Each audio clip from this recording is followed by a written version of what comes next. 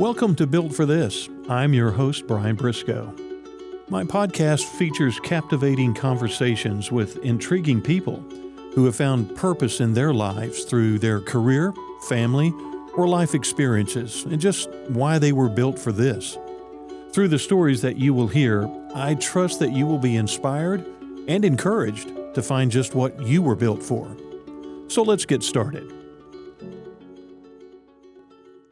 And welcome again to another edition of Built for This. Welcome into the studio, and I'm very happy to have with me today a licensed clinical psychologist in North Texas. She's a mental health speaker, and we're going to talk a lot about emotional well-being, mental health, wellness, and Dr. Lillian Gibson is my guest today, and thank you very much for jumping in on the show today. Absolutely. Thanks so much for having me. You know, this is a topic that is so prevalent in our society right now, and we're going to talk a lot of different things about that.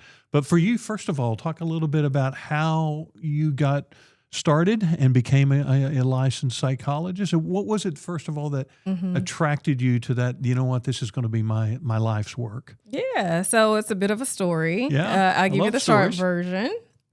So I always knew I wanted to be in the helping field. I initially was thinking I wanted to go to pharmacy school to be a pharmacist. Yeah. However, that college chemistry course quickly changed my mind, and I said, oh, my word, this is a little overwhelming. I know pharmacy is all about, the information, the data, the science, so on and so forth. And so I went back to the school catalog at Southern University and A&M College in Baton Rouge, Louisiana. Okay. And said, what else can I do to help, particularly individuals wanting to regain, this balance in their lives? Because we know that medication and medical treatment are options. Right. But rehabilitation counseling was something I was interested in, helping individuals really get more connected to being back in work. So vocational evaluations, things of that sort. Right. On with the story. No. And so then I decided that, well, these are really interesting reports that I was coming across from psychologists who are doing those psychological evaluations. Yeah. So reading those reports, really learning about more intimate parts of a person, things that you don't see, but you kind of pick up on. And so that really piqued my interest in terms of the psychological assessment component. Right. And so then I moved forward with getting my doctorate in clinical psychology. And so my life's work is about helping, it's about supporting. Everybody has a journey. Everybody has a story. And I get to see that firsthand as a psychologist. Yes. With really good positive outcomes, at the end of the other side of that particular path. So you see so many people that are dealing with all kinds of things in their life, and whether it's anxiety or, the imposter syndrome or whatever they're dealing with and whatever they're coming out of or going into, we're in a society where health, wellness, mental health, wellness is such a prevalent thing. It used to not ever be talked about, or it was almost taboo if you were dealing with anything like that. How important do you think it is that finally it is out where people maybe don't feel bad about, I need to go get help? I think it's great. Yeah. As a psychologist who's been practicing for quite a while now, I think that initially there was a huge secret about folks coming in for counseling services. Yeah. When we talk a little bit about couples and one partner wants to bring the other in, it's a fear. Are we getting a divorce? Is it a disaster where we're headed? But I've seen over, decades that we have commercials now, extending the offer of psychotherapy. Yeah. We have all of these different campaigns on television. We have individuals, too, really talking about overcoming hurdles and adversity. And so I think it is great and very important that we have now normalized feelings, right? Yes. So everybody has feelings. Yeah, sure. We've had these things since, the beginning of time and birth. Yeah. But it's the difficult feelings that sometimes people feel embarrassed about. They feel ashamed. And they think they're the only ones. And that's not the case, particularly if we look at statistics, with individuals managing something. Right. Yeah.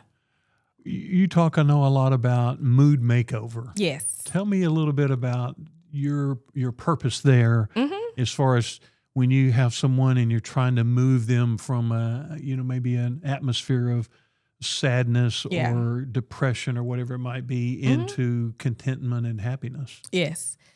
So it's a journey for sure. Most individuals come in with the idea that they do want to be happy. Yeah. And I think that that's reasonable and okay. Sure. But slowing down the process of reaching that goal is a therapeutic approach in itself, with the goal of just initially wanting to be okay. And okay is you have moments of anxiety, moments of depression, moments of happiness, but then coming back to the state of really being okay. Yeah. Where in those reflection times, people can say, well, I don't feel super anxious. I'm enjoying something. My depression isn't so overwhelming that it's preventing me from getting out of the bed. I am feeling okay. Yeah. And so really positioning the idea of how do we have this emotional flexibility is a part of that mood makeover process. And then typically, somewhere along the way with a little razzle dazzle here, a little approach there, some tricks, so on and so forth, with the amazement that happens in a therapy session, people do experience a mood makeover because they are feeling better. They're feeling more accomplished. They are finding, the birds are singing, they're enjoying the beauty of the flowers or things that really they haven't paid attention to because of all of the, I would just say, cognitive chatter that we all have. Yeah.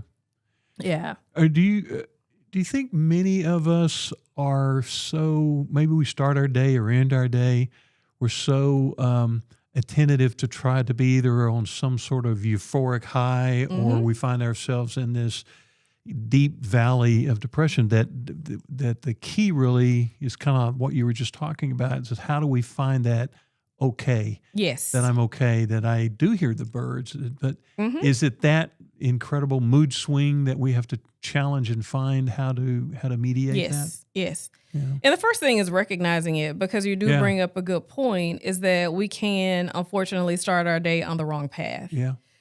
Sometimes people are looking for that excitement, and when there is an absence of that, they think something is wrong. Yeah. We can see that with people who are kind of picking fights or people who are irritable. Nevertheless, most times, too, people wake up and they're already at 6 p.m. and it's only 8 a.m. Yes. They've already lived the day. They've lived the day in their minds. Meanwhile, the beauty of smelling the coffee is missing. Yeah. The beauty of just simply stretching is missing. The beauty of gratitude, really easing into the day with focusing on mindfulness, is something that is often missed, but people don't recognize they're there until they have these signs. Either somebody else is complaining about, are you really listening to me? Like, can you hear me? Or we can recognize for ourselves that we are too far into our thoughts when we go into one room. We do the spin and we're like, what did I come in here for? Right. Or we go into the pantry or the refrigerator and we're looking for something and what was I thinking? What was I doing? Right? Yeah. It's the lack of being in the moment. And so it's not only just waking up in the morning with those challenges, it also is what happens before bed.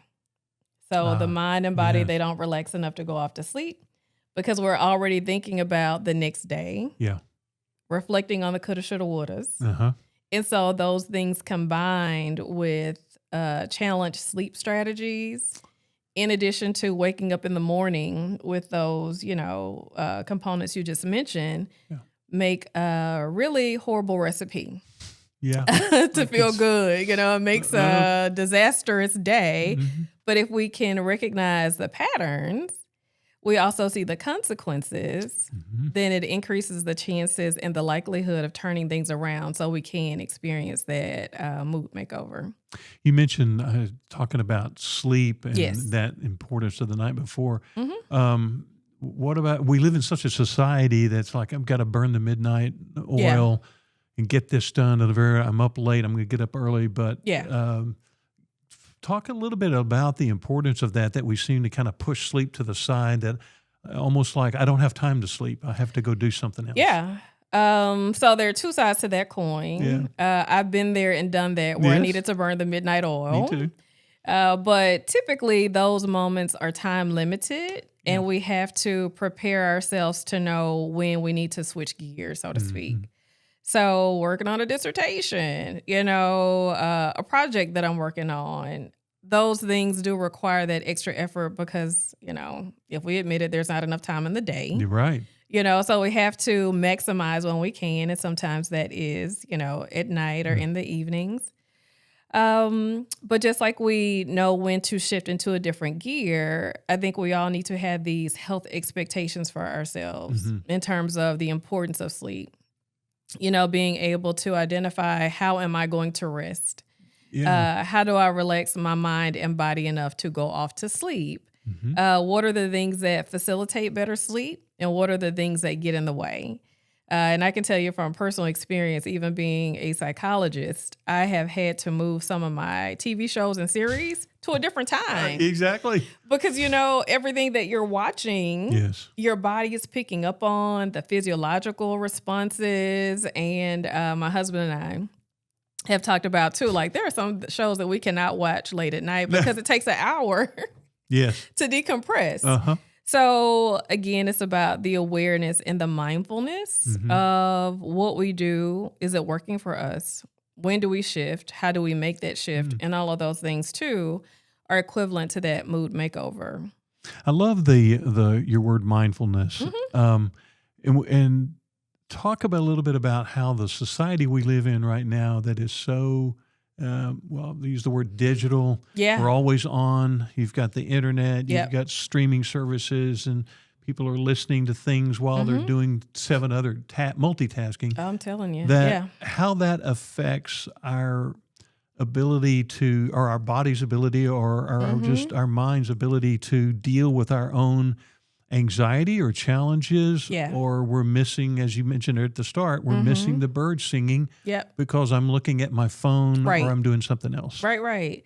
So multitasking, I feel, back in the day was a beautiful thing. You can get a lot done. We talked about the midnight hour, right? So burning the oil at night, doing what we got to do, maybe doing laundry while we're working on a project, organizing, so on and so forth. In those moments, it was okay. However, like you're saying, when you have so many things that are pulling at your attention, it can be very overwhelming because of the cumulative impact.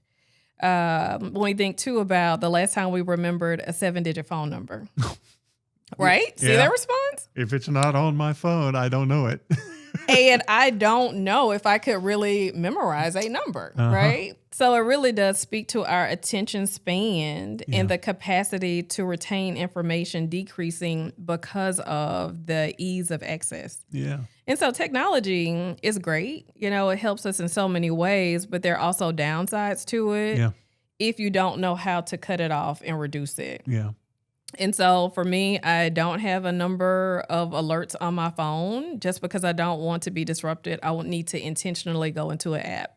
I need to intentionally go in and check my email because it helps build those parameters for me. Of course, we could talk about this all day. Oh, no. But even the ease of scrolling is a part of social psychology. It's been studied. If you think a little bit about going to the casino, right hand, levers, movement, it doesn't really require much thought. The majority of the world is right-handed. I'm a lefty. Okay. I'm a little ambidextrous, but I am a lefty. Good. But typically everything is within the context of using your right hand, your digits on the right, because it's easy and it's second nature. Anything that we think about built for ease, there is some psychology behind it. Absolutely. So being able to have that in an awareness of what do I need to do for myself for productivity? How do I maximize my attention span is all about how do we approach our day. Wow. So even for my kids, I have a 7-year-old and a 14-year-old. Okay. And they only get so much screen time a day. Having those limits, again, been a little old school, like we need to go outside, we need to walk. You need to have different hobbies and activities. Otherwise, it becomes this thing that was designed to be an aid, but it becomes primary. Yeah. And so all of that too goes into the inability to just enjoy the moment. Right. Because if kids can't do, activities without a device, what does that really mean? It's a bit mind numbing. Exactly. It doesn't have any creative element to it. And I thought that's fascinating. Yeah. About the casino related to the scrolling. Yep. Just doom scrolling on the phone can be tough. You got it. I want to talk a little bit about some of the work that you do with couples counseling. Yes. What seems to be the biggest challenge? Well, this will be a wide open question for you. Biggest challenge that you're seeing? Maybe we'll start with in the realm of communication. Yeah. Or the breakdown of that in a couple setting that is gone from what it was in the the wonderful early years to where we are right now, where we can't communicate or I don't know how to communicate. Yes. Is that the biggest challenge to start with a couple? I think it is one of the biggest challenges. I think that meeting in the middle is it's a beautiful thing when all things are in favor of good chemistry. Yeah. When things are in favor of also knowing how to compromise, which is a part of communication. Yeah. But I think, like you were talking about, living in a fast digital age, interactions are also very fast. Yes. And if I go into a store or get something to eat, it feels very fast and very rushed. And I will even have to say, okay, can you slow that down for a minute? Can you repeat that? Yes. It really just speaks to the intensity and the swiftness of things moving quickly. Yeah. And sometimes with couples, there is an issue that is present and we want a quick resolution. Right. We Does just not work came that in way. a yes/no rule no. on it. Moving into deep conversations when there's not enough time to process things. Yeah. For a lot of my couples that I work with, I really talk about revisiting the issue at least 3 times. So an introduction of the issue or the problem, and then just leave it. Yeah. Come back later, then kind of work through what do you want to say? Yeah. What thoughts have you given? And then come up with a final decision or flexible one, so to speak, at that third, approach. What it does, it relaxes things. It gives individuals an opportunity to kind of think about what they want to say, their ability to say it and practicing it. Yeah. Because unfortunately, we can get too many I'm sorry's Yes. if we don't spread it out enough. And I'm not sure if you can relate to this, but for me, for sure, it's always, I should have said this. Absolutely. One more thing, What was you I come back, thinking? right? What was I thinking? And so we can typically explore those things at that second, round or discussion space or that third approach. So communication being spaced out, not being so intense is important. And then the idea that communication is not about winning. It's not about I won the argument, so to speak, or I'm getting my way. It's about how do we meet in the middle. You obviously know a lot about branding, right? And communication is within a lot of the things that you've done in your career and what you continue to do. Sure. And I think a lot of that translates to with couples. Yeah. Everybody has a brand in their relationship. You're right. Nobody wants to be seen as the mean person or the complainer or the one who's always saying no, right? So when we think about how we want to show up in our relationships and our brand, then we can lean into that when we are communicating. I'm interested in you're talking about communication. And I don't want to harp too much on the continuing going back to the digital stuff. I'm totally okay with it. But have we moved? Is that us a huge challenge right now where we are in our society that we've almost lost the art of face-to-face talking, not just in the relationship structure. I mean, not just in the marriage structure, but perhaps even at the company corporate level, communicating with your peers, your colleagues, or your boss, your supervisor. Right. So much of it is done just, I'll just shoot an email or I'll text them that. But the art of sitting down and talking, you just kind of walk through it through your counseling sessions. that you don't want to bite it all off at one time with a quick thing. Beautifully But stated. what about the face-to-face, the art of can we talk? And it's almost like rediscovering the birds singing outside again.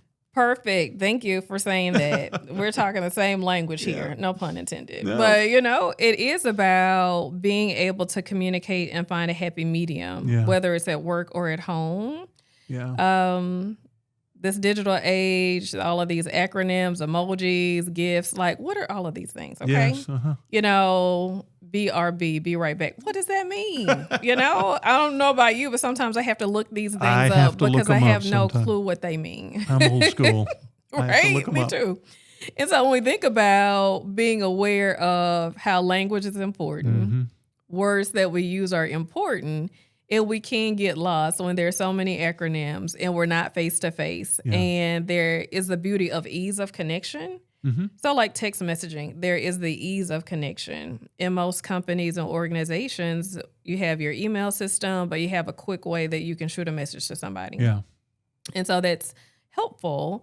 But what does it mean when a supervisor is coming in and they're talking to someone on the team and they're short, as it is equivalent to being short and not patient and detailed, and they're using that same type of mechanism of quick communication. Working and doing workshops for organizations, it's all about slowing it down. And I know, too, that there are some constraints that people have no control over. There are deadlines that have to be done. There is a problem with production. But humanity and human connection is never going to get old. Humanity, human connection is never going to get old. And so with that, we have to find a way to continue to communicate and really show appreciation, because that goes back to couples. Yeah. That's important in a workplace. That's important on a team, and so how we deliver messages, how we say things, giving courtesy. It's all within the context of civility, but it is about communication as well. So you're right. We have to slow it down. We have to go back to the basics. I love your words, human connection. And I know you do a lot of talking and speaking to companies and their leadership roles. And so in that context, when you're approaching a company and helping a leader keep a healthy wellness, mental wellness and healthy atmosphere in their company, in their corporation, how much do you try to drive home the importance of the human connection within the company, within the leadership role and the worker role and colleague role too? Yes. That we could, and you just said it a minute ago, we can never lose that human connection element. Really encouraging them to be mindful to intentionally wear different hats.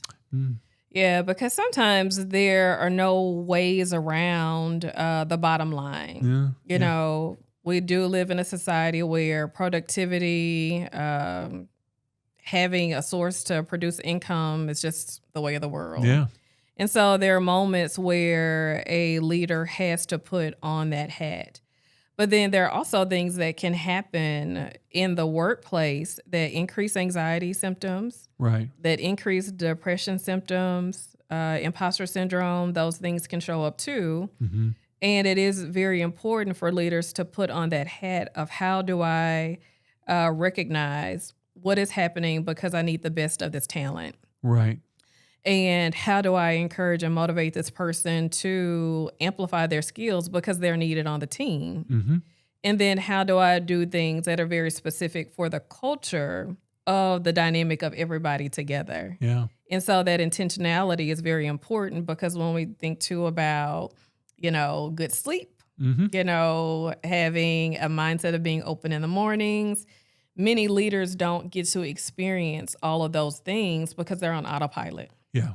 There's so many things to get done, even with an executive assistant or even with an excellent team, they can become very exhausted because a lot is required of them. Yeah. And so it is a reminder to intentionally put on those hats at work. But then it's also the intentionality of what are you doing for work-life balance? What are the things that are bringing you joy? How are you spending time decompressing? And for a lot of people, when I bring that conversation into that dynamic, people will say, oh, I have hobbies.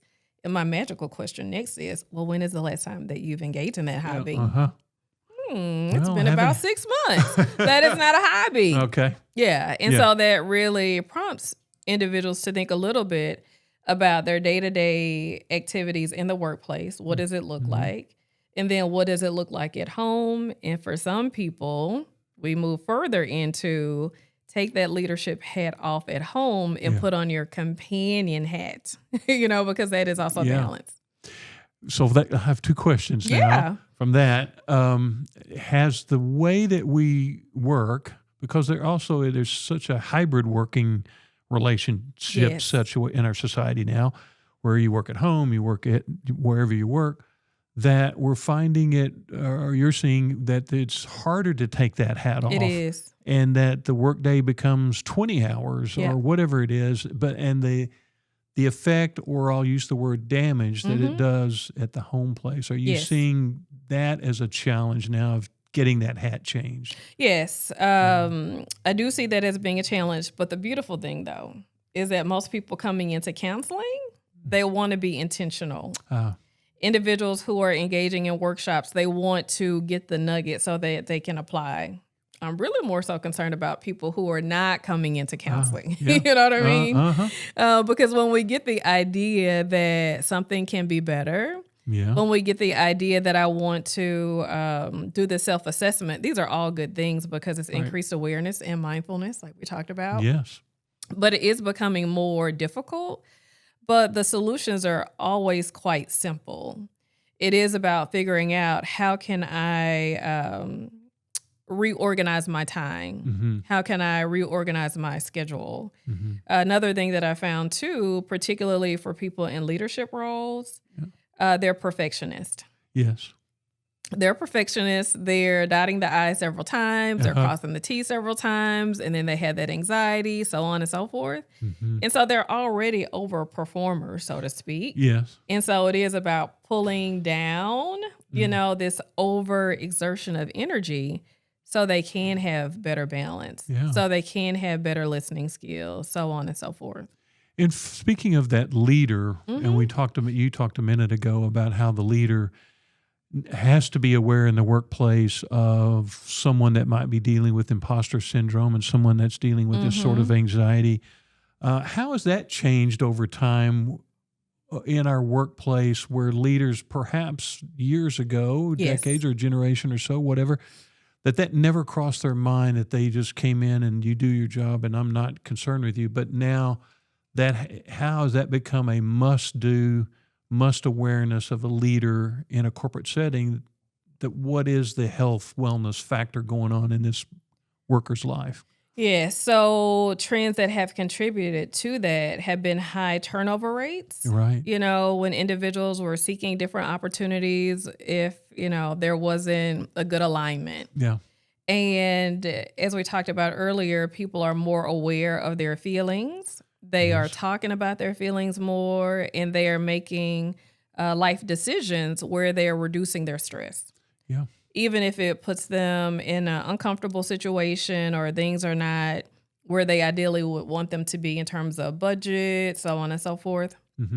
Individuals are finding that they are doing things for them and not necessarily just the company, so forth. So with high turnover, HR, leadership, managers are like, what can we do to increase retention? So increase retention and activities, acknowledgement, having EAPs, where individuals can talk to a counselor through their employer, has also been a thing to really assist with. We see you, we hear you, and we're also going to provide resources. I've seen companies get really creative these days where a bonus could include time to go work out. It could be something like doing a retreat where individuals are going to really fun places like an amusement park. And so I think that there is this increased awareness to make sure that we're investing in great talent and creating the environment for such. Because like you were alluding to, there were individuals retiring who had never taken a vacation. Right. Yeah, unbelievable. Unbelievable. So Yeah. where's the work-life balance, you Yeah, know? yeah. And I cannot imagine there was not at least, you know, several days or weeks perhaps that individuals working for decades did not need to take that personal time. I can't imagine that. Yeah. And you were talking about workers' retention. Mm-hmm. Seems like now, and I know it is, that the workforce, the employees, are intentionally looking for company culture, Yes. mission statements that align with their values and their Mm-hmm. purpose and what they're wanting to do. And so how has that impacted the leadership side to say that, we've got to invest differently in our work people, Yes. not just hire, they're excellent at what they do and we're going to pay them this amount. Yeah. So it's changed. It seems like it's changed that whole dynamic. It has changed. And because the worker side is expecting something different from a culture. Absolutely. Yeah. They're expecting time off. They're expecting to be able to do what they need to do, show up, you know, maximize during that set amount of time. Yeah. They too are expecting for some exciting things to happen during their tenure at that job. Yeah. So conferences, workshops, investing into their talent and their peers and their team members being able to learn. Yeah. Expecting funding for that, which are all great things because it really does lead back into high productivity. Mm-hmm. And so there isn't a loss that is there. But I was listening to a podcast a few years ago, and there were two major dynamics between the reports of a person staying on a job. So the traditional approach of being there like 20 years, so on and so forth. Right. And then the new approach where individuals may be at a company or job for 3 to 4 years before they're moving on. And one of the, I think it's Gen Z or millennial, somewhere in that neighborhood, was basically saying, like, I'm concerned, I'm scared. If a person was there 20 years, like, what is going on with you? Like, what is happening? Yeah. Because it's such a huge difference in the approach of work and what that means. Yes. I wanted to talk a little bit about the challenges that all of us face with anxiety as it portrays to grief. Mm-hmm. And the different types of grief could be loss of a loved one or whatever, or just dealing with major obstacles in life, which I know you have medically, and I have certainly in the loss of my wife through cancer. Mm-hmm. So what's that like when you have clients that you're dealing with, someone that are, and there's so much in that society now, they have to go on and live. They're a mother, they're a father, they're an employee. But yet on this side of their life, they're having to deal with this gigantic elephant in the room called grief. Yeah. Or it's a medical challenge that's grieving in itself. Yeah. What is your message to fight that fight and that hurdles? Yeah. I know you've personally been through it. Yeah. One step at a time. Yeah. One day at a time. I think essentially we all want to be okay. Whether it's financially, I think people all get being financially okay, right? There's security there, predictability. But if we translate that over to health, we all want to be okay. Yeah. We like the security and we like the predictability of being okay. Mm-hmm. But life happens. You know, we had these big dreams where we see ourselves, how we see our futures, and we marry that idea. Yeah. Then life happens, kind of like the nightmare, so to speak. And so life can happen with an event that leads us down the road of depression, an event that leads us down the road of anxiety, or an event that really changes how we approach day to day and how we care for ourselves.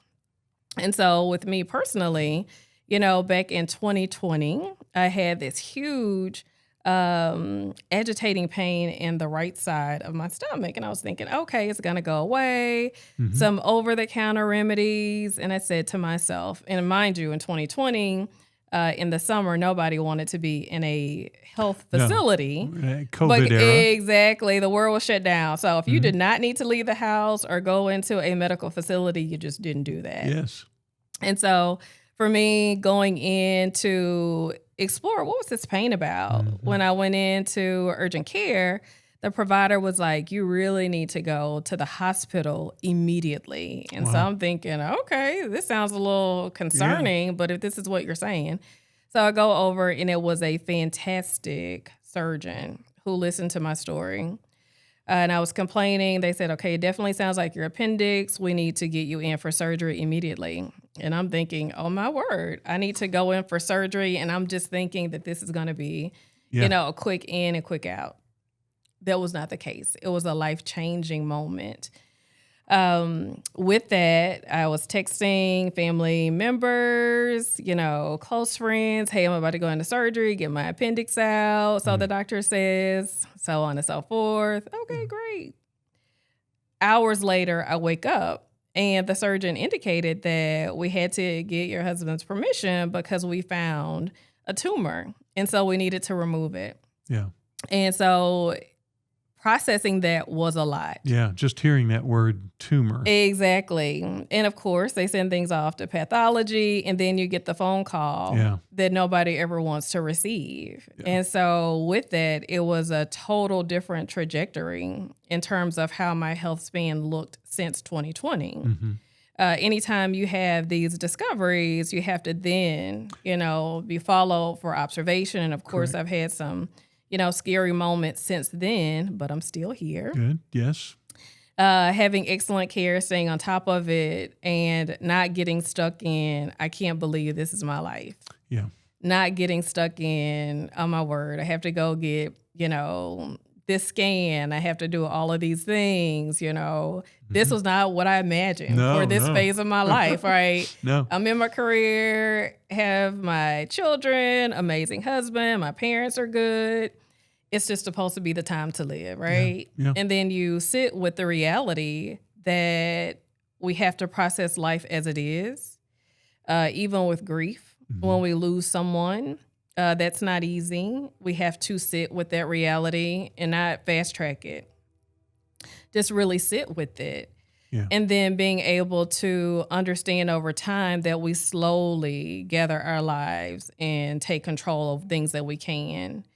With that surgeon who listened excellently to what I said, to discover that really changed my perspective on things that I do with my clients. Yeah. It gave me an extra push. It gave me extra awareness of those that I work with their struggles with anxiety, depression, individuals too who are managing chronic medical conditions, chronic pain, who have survived cancer or going through cancer treatments. All of those things reinforced what I married early on, when I said I want to be a helper. Yeah.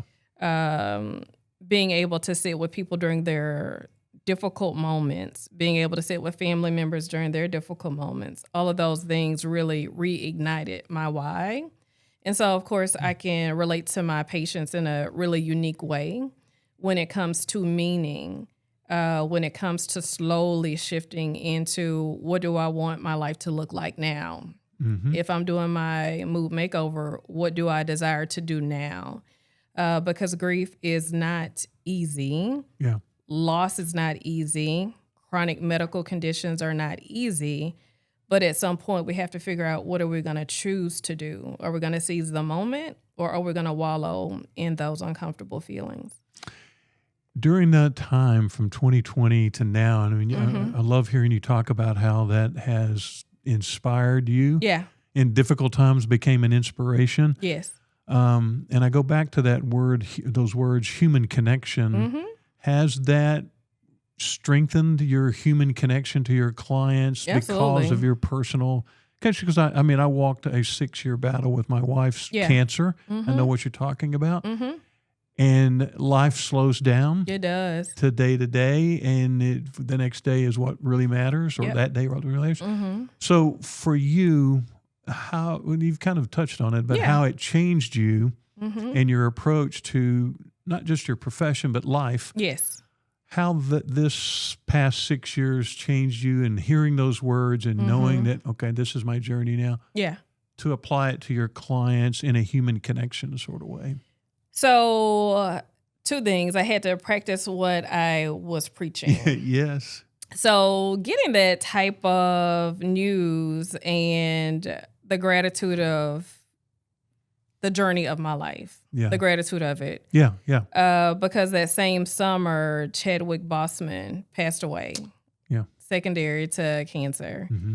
And here I'm thinking, whoa, I have this new lease on life. You know, this other person on the big screen, a major person, was not able to win the battle for whatever reason, but his time on earth was very inspirational. And so it made me pause to have an increased level of gratitude, an increased level of humility, and an increased desire to continue to reach and help inspire others. And so it gave me a new outlook on being able to really not get caught up in the small things. Mm-hmm. Being very aware of where my mind goes. Because like you were sharing, you know, with you guys' 6-year journey, those doctor's appointments can be overwhelming. It can create a lot of anxiety and sleepless nights. Mm-hmm. And so being able to make sure that I am not going down that route and managing it. I'm not saying that I never have my mind go there, but I have to catch it. Nobody can predict tomorrow. But we know what we can do today. And so it did reignite my intention on being a great therapist. It reignited my desire to make sure that I'm going to do what I need to do. You know, find moments that I am practicing what I preach, you know, listen to the birds, enjoying the sun on my face, being able to do little things, inhaling and exhaling and saying today is a good day. But it also gave me an opportunity to connect with my patients in a very intimate way, you know, when it comes to loss and things that they're managing, because everybody needs somebody. And for people to come into a very sacred space like therapy, they're reaching out not only for the professional expertise, but they're reaching out because they want to be heard, not judged, and supported. And that a reassurance, too, that all will be okay. And typically things do work out. Now, of course, we have twists and turns, but we do find a place to settle with being okay.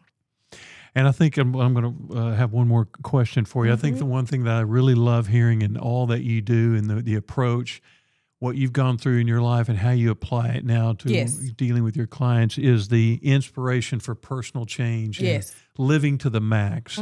And what's that message you try to give to clients now that you've seen how your life has been impacted by different things and you're living to the max? And how do you try to portray that to them or inspire them?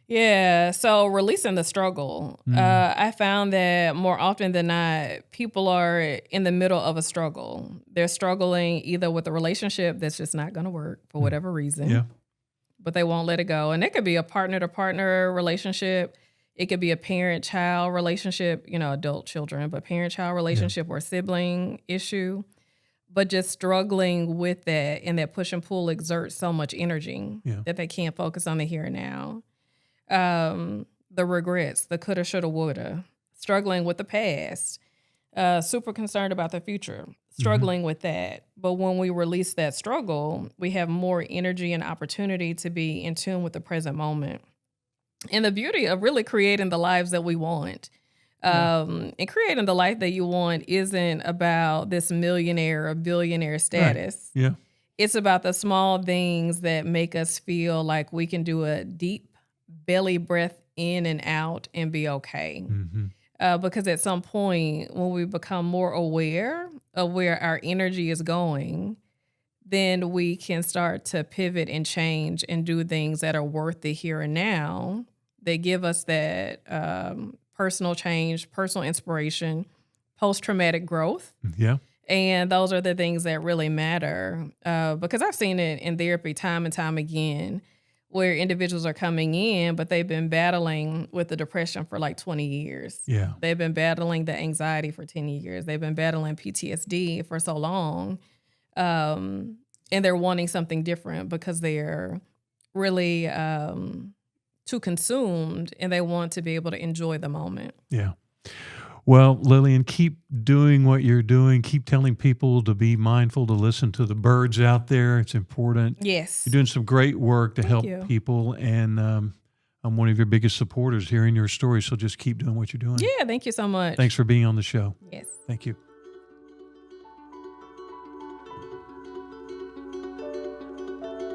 Thanks for joining me on this episode of Built for This. Be sure to follow Built for This on your favorite listening platform and share it with a friend. Join me on the next episode when I will share entertaining stories of inspiration, encouragement, and purpose-driven experiences. What are you built for? Built for This is produced and recorded by Heart Media DFW.